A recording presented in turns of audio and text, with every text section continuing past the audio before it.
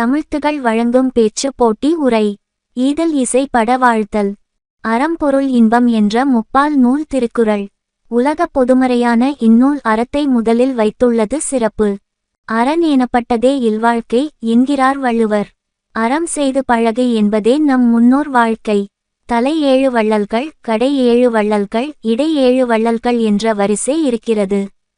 பாரி, ஓரி, காரி, ஆய், நல்லி, எழினி, பேகன் என்ற 7வரும் கடையேழு வள்ளல்கள் ஆவார்கள்.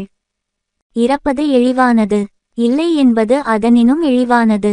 கொடுப்பது உயர்வானது, அதனை மறுப்பது அதைவிட உயர்வானது. ஈ என இறத்தல் இழிந்தன்று அதனெதிர் ஈயேன் என்றல் அதனினும் இழிந்தன்று. கோள் எனக் கொடுத்தல் உயர்ந்தன்று அதனெதிர் கொள்ளேன் என்றல் அதனினும் உயர்ந்தன்று. இப்பாடல் புறநானூற்றில் கழைதின் யானையார் அவர்களால் எழுதப்பட்டது. ஐயம் இட்டு உண், ஒப்புரவு ஒழுகு என்ற ஔவையின் ஆத்திச்சூடி வரிகள் ஈகையை உணர்த்துகின்றன. இறைவனுக்கு நாம் செய்யும் சிறப்பு அடியவர்க்கு வந்து சேராது. ஆனால் அடியவருக்கு நாம் செய்யும் சிறப்பு இறைவனுக்குச் சென்று சேரும். படமாட கோயில் என்ற பாடலில் திருமூலர் இதனை கூறுகிறார். ஒளி படைத்த கண்ணினாய் வா வா வா என்று அழைக்கின்ற பாரதியார் எளிமை கண்டு இறங்குவாய் என்கிறார். வணங்குகிற கைகளை விட வழங்குகிற கைகளில் தான் இறைவன் குடியிருப்பான். செல்வத்து பயனே ஈதல், துய்ப்பேம் எனினே தப்புனா பலவே என்கிறார் மதுரை கணக்காயனார் மகன் நக்கீரன். வள்ளல்களால் மக்கள் துன்பமின்றி வாழ்ந்தார்கள். தமிழ் வளர்ந்தது.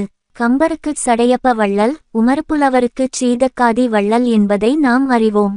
தமிழரின் உயர்ந்த பண்பாடு அறம் ஆகும். அறம் சார்ந்த வாழ்வையே நம் முன்னோர் பின்பற்றி வாழ்ந்தார்கள். 63 நாயன்மார்களும் 12 ஆழ்வார்களும் அறம் செய்த பெரியோர்கள் ஆவார்கள். அடியார்களுக்கு உதவிய அவர்களுக்கு இறைவன் சிறப்பு செய்தார். புகழ், கொடை, வீரம் இவற்றின் அடிப்படையிலேயே நம் இலக்கியங்கள் புறப்பாட்டுகளாக எழுதப்பட்டுள்ளன. அக பாடல்களிலும் இல்லறம் காட்டும் நல்லறம் விளக்கப்பட்டுள்ளது.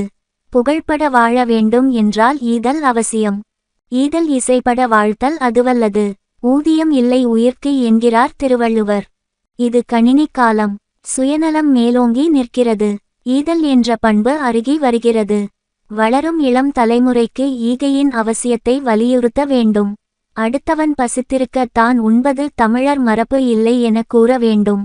இந்திரர் அமிழ்தம் இயைவது ஆயினும் இனிதெனத் தமியர் உண்டலும் இலரே என்று கடலுள் மாய்ந்த பாண்டியன் இளம் பெருவழுதி புறநானூற்று பாடலில் குறிப்பிட்டுள்ளார். இந்திரரின் அமுதமே கிடைத்தாலும் உறவினருக்கு கொடுக்காமல் தான் மட்டும் உண்ணார் தமிழர். ஈகை செய்வதற்கு நாம் வள்ளல்களாக இருக்க வேண்டிய அவசியம் இல்லை. உதவும் எண்ணம் இருந்தால் போதும். நம்மிடம் இருப்பதை பகிர்ந்து உண்ணலே ஈகை. இருந்தாலும் மறைந்தாலும் பேர் சொல்ல வேண்டும். இவர் போல யார் என்று ஊர் சொல்ல வேண்டும். வணங்கும் கைகளாக இருப்பதை விட வழங்கும் கைகளாக நாம் இருப்போம். ஈகை செய்து இசை பட வாழ்வோம். கவிஞர் கல்லூரணி முத்து முருகன்.